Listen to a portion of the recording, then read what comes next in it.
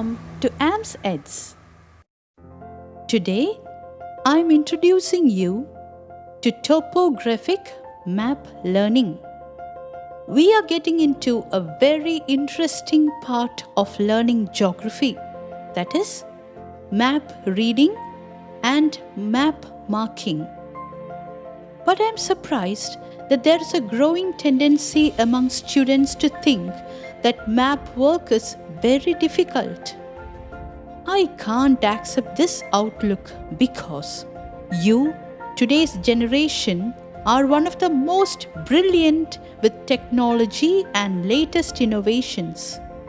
Even an ounce of the skills and brains you use to play video games is not needed to understand the concept of this map. Just an idea of how to go about it will help you score the full marks in map study. Speaking of marks, the geography question paper is set in such a way that 30 marks will be on map work alone, and the remaining 50 marks are for the textual questions. 30 marks, and that can be easily scored. That's the aim of this simple lesson on map work. Well, let's get down to business. We will be learning two types of maps focusing on our board exams. One is based on the map of India, the study of the river systems, soil, relief, and so on. These maps are actually an idea of the surface of the spherical earth transferred to a flat surface, like a flat sheet of paper, for our easy understanding. Already, you might be familiar with such maps. The second category is a topographic map study based on a small location in India. And that is what we are going to concentrate on. I shall say that these maps are a zoomed up or an expanded version of the first type of map. It gives us a very detailed idea of even a small location. A bird's eye view, that is, the scenery of a place as viewed from a height like a bird. This example might help you understand better. Here we have a garden. Many flowers can be seen all around. I had seen a bee fly by. I don't know where it is. I'm going to find it. Now, I will section off one part of this garden to get a detailed idea of the flowers and insects in it. I will divide this piece of garden into equal sections. I think I can see a spot in the right-hand corner section. If I number these sections, I can say that it is in the 7th section, that spot. So, I will zoom that section. There it is. If I take the 7th section and divide it again, I can find out the exact location of that bee. I shall name the section with the alphabets A, B, C, and so on. Now I can give an exact location. In the main image of the garden, the bee is in section G of the 7th grid. Something similar to this is what is done in the topo map. You know that latitudes and longitudes are imaginary lines that run across the globe, dividing the earth into a series of grids.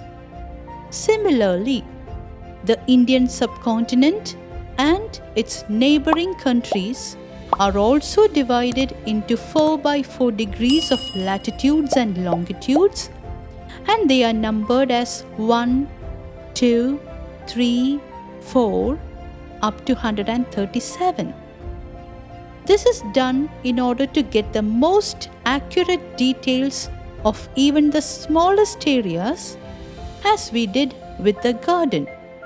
Our India map is also divided equally, and the grids in India are numbered from 40 to 92 and are called main or index grids.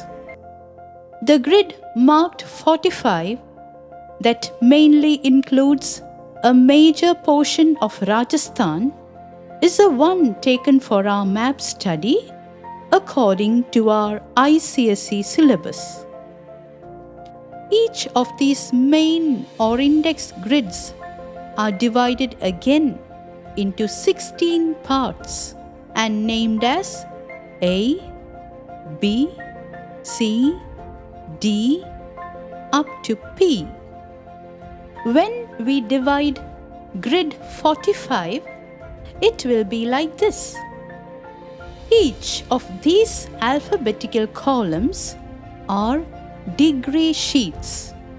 We are concerned with the degree sheet 45D.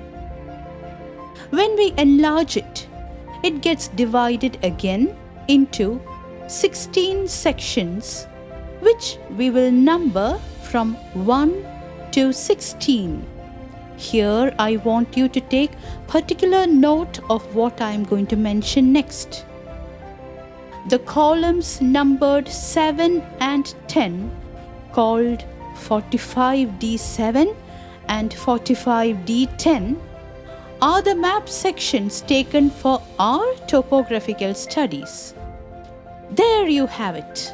Now you know why such headings are seen above the topographical sheets. You can identify them. These maps are drawn based on a scale, like your graph work in maths, using specific symbols to represent each feature we find there. As you use your symbols like plus or minus or theta, H2O, such symbols to represent certain calculations or terms. As you have already learnt the meanings of these mathematical and science symbols in smaller classes, by now you know what they represent and how to use or read and understand them. At a small age, in your drawing classes, you had learnt that certain specific colors need to be used, like blue for water, green for grass, and so on. The same way, the topographical map also functions based on symbols and colors. So, that's the key or main point of study for a topo map. Just get to know the symbols, which are very simple and easy to remember, and there you have it. Then we will be able to make a perfect study of the topo map of a region and get the maximum information of that area with minimum effort. I am sure that by now you are all set to proceed further into this map learning. We shall meet in the next session and start off without further delay. Bye.